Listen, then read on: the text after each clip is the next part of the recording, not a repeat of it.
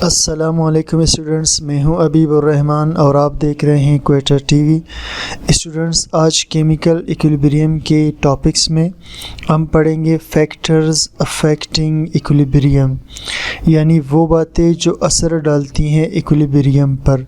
Factors कहते हैं students अवामिल को या उन चीज़ों को या उन बातों को, और अफेक्टिंग का मतलब है जो असर डालते हों इक्विलिब्रियम पर।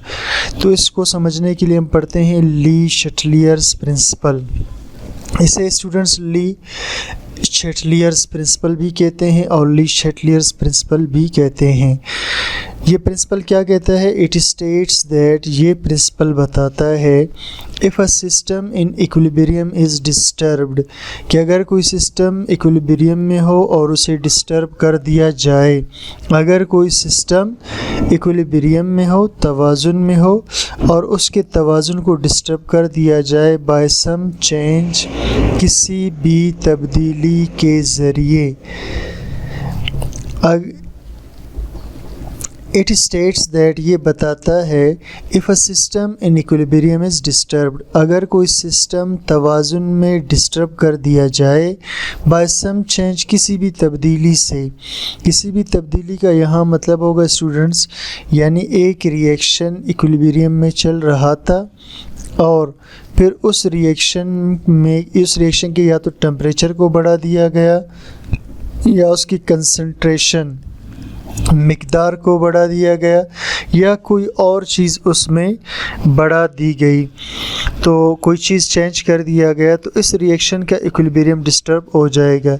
This system will shift so as, और फिर सिस्टम अपने आप को इस तरह से शिफ्ट करेगा to cancel the effect of change, ताकि वो कैंसल कर दे उस तब्दीली के असर को, ताकि वो कैंसल कर दे उस तब्दीली के असर को। यानी इस रिएक्शन में स्टूडेंट्स अगर हम ए की मिकदार को बढ़ा दें या बी की मिकदार को बढ़ा दें या दोनों की, तो जैसे ही इनकी मिकदार बढ़ेगी रिएक्शन आगे की तरफ मूव कर जाएगा और तब तक आगे चलता रहेगा जब तक इक्विलिब्रियम में ना आ जाए।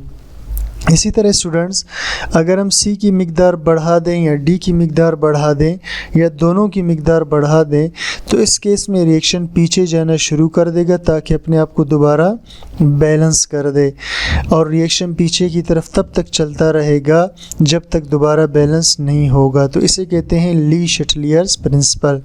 ये बताता है कि अगर सिस्टम तवाज़ुन वाला डिस्टर्ब कर दिया जाए किसी भी तब्दीली से, तो system will shift so as का मतलब है अपने आप को ऐसा तब्दील करेगा to cancel the effect of change, कि वो उस तब्दीली के असर को ख़त्म कर देगा। यानी इसमें मिकदार को आपने बढ़ाया था या टेम्परेचर को, उस तब्दीली को ये ख़त्म कर देगा। अब हम आते हैं students applications of Le Chatelier's principle, यानी इस्तेमालात ली शटलियर प्रिंसिपल के क्या हैं। Number 1, effect of concentration change. Concentration students कहते हैं मिकदार को, तो मिकदार की तब्दीली का असर, मिकदार की तब्दीली का असर, यानी किसी रिएक्शन में अगर हम मिकदार को चेंज कर दे तो उससे क्या फ़र्क पड़ेगा। Let's consider a system in equilibrium. फ़र्ज़ करते हैं कि एक सिस्टम तवाज़ुन में है जिसमें ए बी मिलकर सी डी और सी और डी मिलकर ए बी बना रहे हैं। If we increase the concentration of any one of the reactants, अगर हम बढ़ा दें मिकदार किसी भी एक रिएक्टेंट का, ए का या बी का, यानी चाहे हम इसकी मिकदार बढ़ा दें या हम इसकी मिकदार बढ़ा दें, और बोथ, या हम इन दोनों की मिकदार बढ़ा दें, then reaction moves from left to right, तो रिएक्शन मूव करेगा लेफ़्ट से राइट की तरफ, इन फॉरवर्ड डायरेक्शन, यानी ऐसे आगे की जानिब, to cancel the effect of change, और ख़त्म कर देगा उस असर को तब्दीली का। यानी आपने जो मिकदार चेंज किया था ये फिर आगे जाकर उस मिकदार की तब्दीली के असर को ख़त्म करेंगे और दोबारा तवाज़ुन में आ जाएंगे।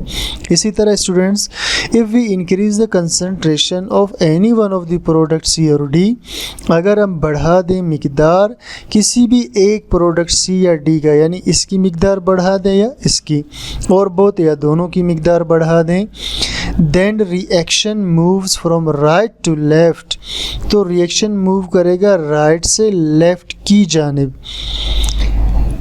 इन रिवर्स डायरेक्शन, ऐसे पीछे की जानिब, to cancel the effect of change, ताकि ख़त्म कर दे उस तब्दीली के असर को, and re establish the equilibrium, और दोबारा कायम कर दे तवाज़ुन को।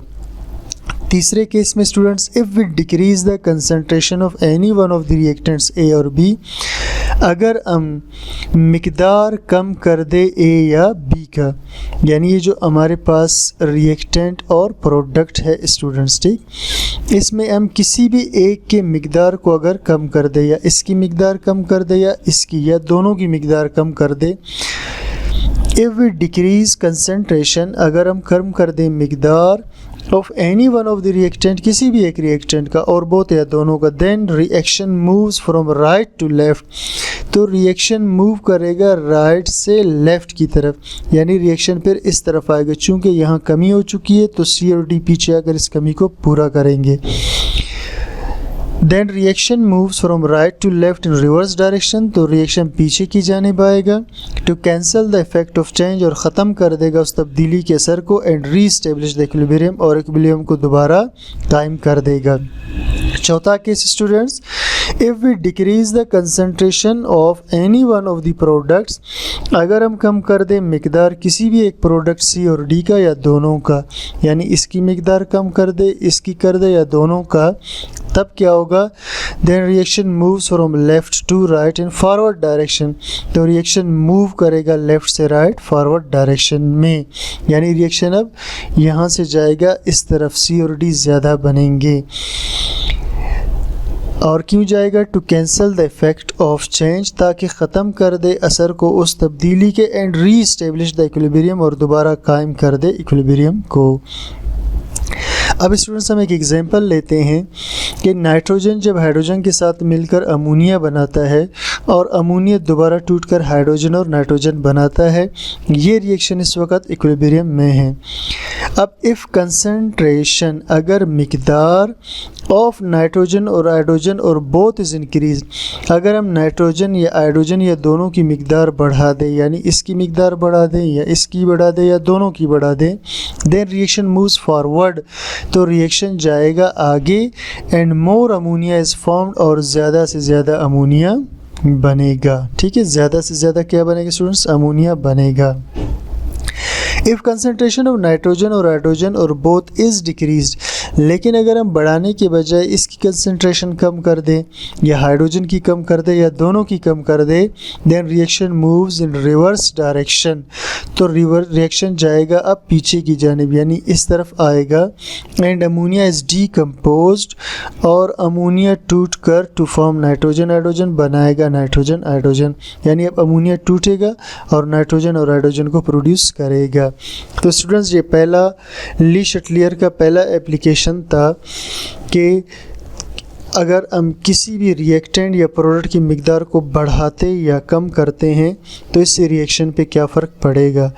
अब एप्लीकेशन दूसरा ली शटलियर का स्टूडेंट्स, इफ़ेक्ट ऑफ प्रेशर और वॉल्यूम चेंज, असर प्रेशर या वॉल्यूम की तब्दीली का। According to Lee Chatelier principal, ली शटलियर की कानून के मुताबिक, if pressure of a gas is increase, अगर प्रेशर गैस का बढ़ा दिया जाए, वॉल्यूम इज़ डिक्रीज, तो वॉल्यूम कम हो जाएगा।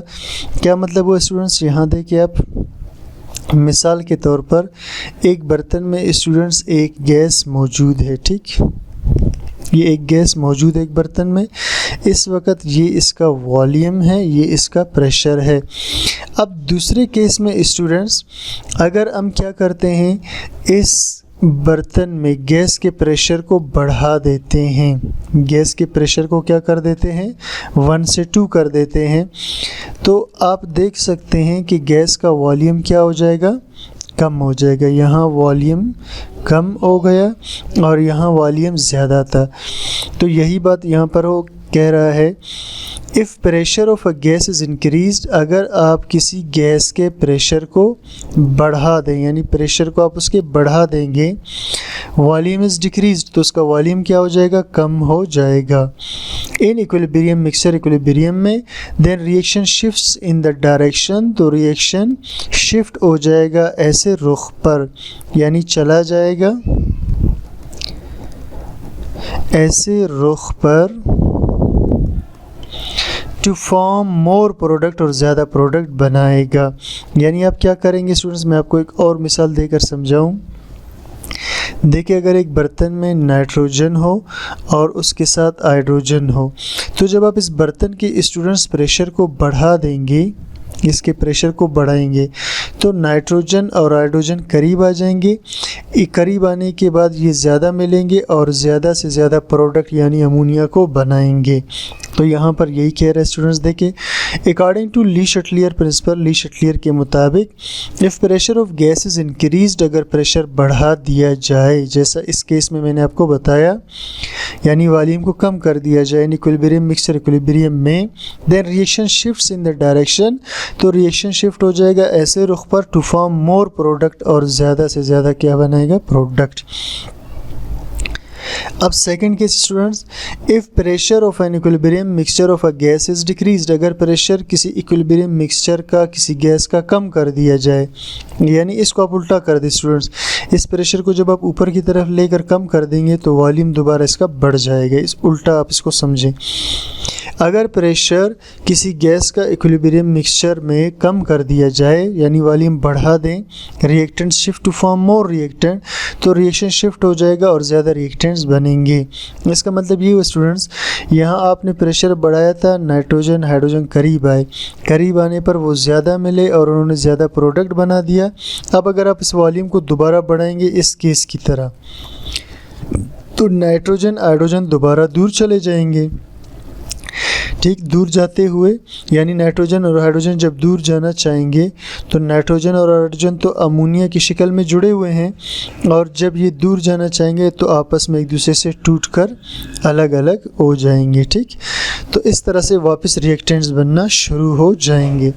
नेक्स्ट स्टूडेंट्स, इसके बाद इफ़ेक्ट ऑफ टेम्परेचर चेंज, यानी टेम्परेचर की तब्दीली का असर, किसी रिएक्शन पे टेम्परेचर की तब्दीली का क्या असर होता है। According to Lee Chatelier principal, इसके मुताबिक एक्सोथर्मिक रिएक्शंस, स्टूडेंट्स एक्सो का मतलब होता है बाहर और थर्म का मतलब होता है हरारत, यानी ऐसे रिएक्शंस जो हरारत को खारिज करते हैं।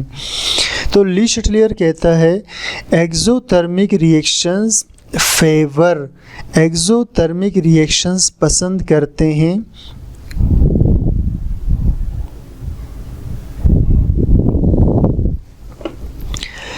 तो ली शटलियर कहता है एक्सोथर्मिक रिएक्शंस फेवर, यानी पसंद करते हैं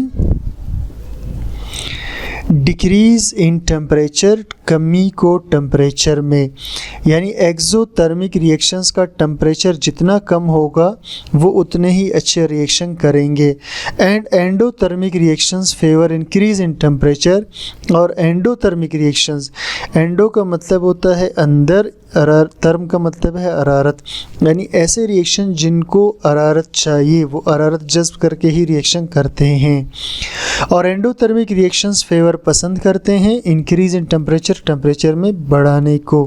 अब देखिए स्टूडेंट्स, आप जब नाइट्रोजन को ऑक्सीजन से मिलाते हैं तो ये नाइट्रिक ऑक्साइड बनाता है, और नाइट्रोजन का ऑक्सीजन से मिलना एंडोथर्मिक रिएक्शन है। एंडोथर्मिक का मतलब है आप इन दोनों को, अगर आप इन दोनों को हीट दोगे तो रिएक्शन अच्छी तरह होगा और नाइट्रिक ऑक्साइड बनाएगा। जबकि नाइट्रिक ऑक्साइड का टूटकर दोबारा नाइट्रोजन और ऑक्सीजन बनाना ये एक्सोथर्मिक रिएक्शन है, यानी इसके हीट को जितना ज़्यादा हम रिलीज़ करेंगे या रिमूव करेंगे तो ये इतना ही नाइट्रोजन और ऑक्सीजन में ज़्यादा कन्वर्ट होगा। In this case forward reaction becomes faster, इस केस में फॉरवर्ड रिएक्शन यानी इस तरफ रिएक्शन का जाना तेज़ हो जाता है। व्हेन टेम्परेचर इज़ इंक्रीज, जब आप इसको हीट देते हो। रिवर्स रिएक्शन विल इंक्रीज, और रिवर्स रिएक्शन तब बढ़ेगा, तब अच्छी तरह होगा इफ़ टेम्परेचर इज़ लोअर्ड, जब आप इसके टेम्परेचर को रिलीज़ कर दोगे, मूव कर दोगे, ख़त्म कर दोगे। तो स्टूडेंट्स, ये था आज का हमारा टॉपिक जिसमें हमने पढ़ा ली शटलियर प्रिंसिपल और उसके एप्लीकेशंस को। उम्मीद करता हूँ स्टूडेंट्स आपको समझ में आ गया होगा। चैनल को सब्सक्राइब कीजिए, लाइक कीजिए, दोस्तों के साथ शेयर कीजिए ताकि ज़्यादा से ज़्यादा लोगों का फ़ायदा हो। Thank you for watching.